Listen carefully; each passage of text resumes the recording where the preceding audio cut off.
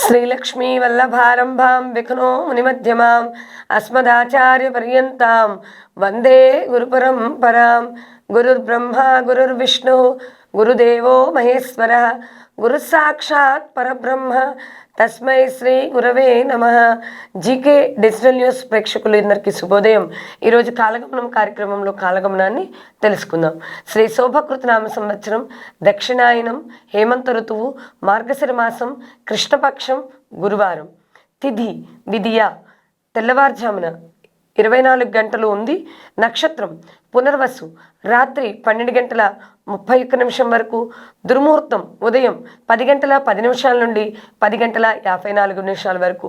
మధ్యాహ్నం 2:34 నుండి 3:18 వరకు దుర్ముహూర్తం కొనసాగుతుంది. వర్జ్యం ఉదయం 11:46 నుండి 1:28 వరకు. ఈరోజు అమృత గడియలు రాత్రి 10:08 నుండి 11:50 వరకు అమృత గడియలు కొనసాగుతాయి. ఈరోజు నక్షత్రం పునర్వసు నక్షత్రం. రామచంద్రమూర్తి జన్మించినటువంటి నక్షత్రం పునర్వసు. ఈ నక్షత్రం గురు నక్షత్రం అని కూడా అంటాం. 5 తారల సమూహంతో కృష్ణవర్ణంలో ఆకాశంలో ప్రకాశిస్తూ ఉంటుంది.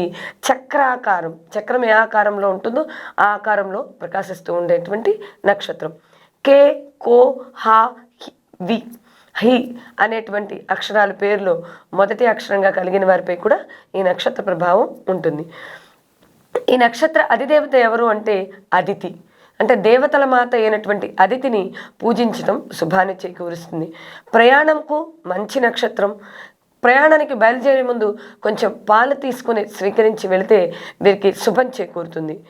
వీరికి కలిసి వచ్చేటువంటి వృక్షం ఏంటి అంటే వెదురు చెట్టు. వెదురు వృక్షాన్ని చూసి నమస్కరించినా లేదా ఎక్కడైనా మంచి ప్రదేశాల్లో వెదురు వృక్షాన్ని నాటినా శుభం చేకూరుతుంది. అదృష్ట పక్షి హంస.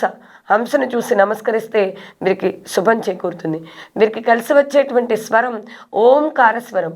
ఓం అనేటువంటి అక్షరంతో ఏదైనా మంత్రాన్ని కానీ లేదా జపాన్ని కానీ చేసుకున్న శుభం చేకూరుతుంది.